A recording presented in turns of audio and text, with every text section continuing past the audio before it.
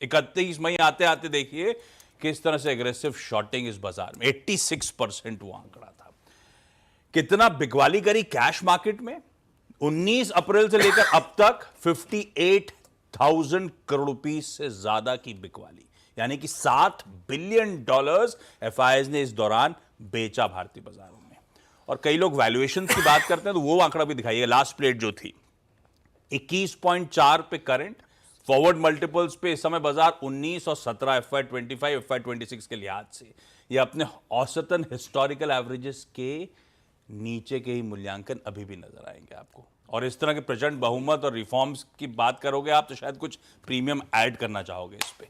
तो कंफर्ट है बाजार में, लेकिन वीरू डेटा क्या कह रहा है, अप्रोच क्या कहेगा? गैप अप होना है भाई साहब 650 पॉइंट एटलीस्ट। गिफ्ट निफ्टी अभी ये कह रहा है। देखिए आशीष, ये पूरा का पूरा जो क्रैक, संक्षेप में रखूंगा, क्रैक हुआ था लास्ट वीक, हुआ था 22,800 पे। मैं इसलिए कह रहा हूं क्योंकि एफआईएस ने बहुत स्ट्रॉन्ग सेलिंग करी है। 3,18,000 कॉन्ट्रैक्ट वो नेट शॉर्ट है। ये पूरा शॉर्टिंग का जो क्लस्टर था उनका वो था 22,800, 23,000 का क्लस्टर। ठीक है, उनके स्टैट्स में करीब करीब 7.5 लाख कॉल शॉर्ट पड़ी हुई है। 7.5 लाख। ये कौन से क्लस्टर में थी? 22,800, 23,000 पे। पहला रेजिस्टेंस आशीष क्या होगा? देखिए गैप अप होगा 23,030, 23,110।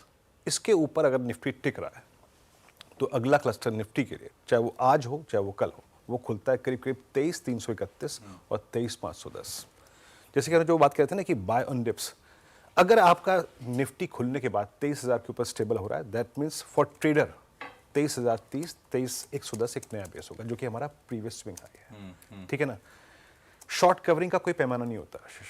बहुत शॉर्ट है सिस्टम में, एफआईएस के सब्सटेंशियल शॉर्ट है। 3,18,000 कॉन्ट्रैक्ट शॉर्ट। मेरे ख्याल से बाजार जिस लेवल पे आगे फोकस कर रहा है वो तो है 23,331, 510।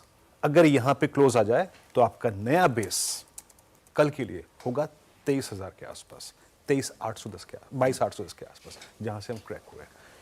मेरे ख्याल से ओपनिंग के बाद भी आप ले सकते हैं, लेकिन ऑप्शंस मत लीजिएगा। क्यों? क्योंकि मेरे को नहीं लगता है कि आईवीज आज क्रैक होंगे। आईवीज का क्रैक ना होना इसका मतलब बाजार कल के लिए भी बहुत कुछ छोड़ रहा है। ऑप्शंस एक्सपेंसिव है, बेटर है फ्यूचर्स।